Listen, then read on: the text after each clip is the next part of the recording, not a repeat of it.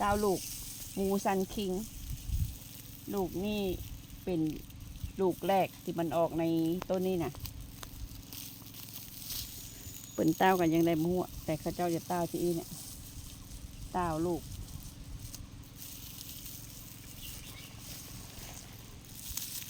นี่ค่ะแต่เนาะลืมไปค่ะต้องมาจะอีให้มันนงเนงบอก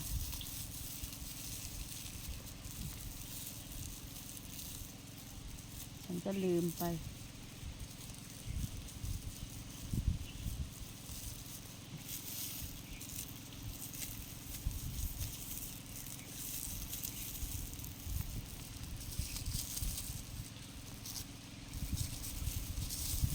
แล้วก็ฮัดลูกปุ่นลนนะน้อง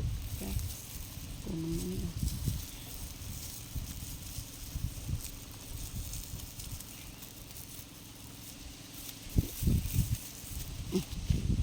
แข็งแรงแล้วเลย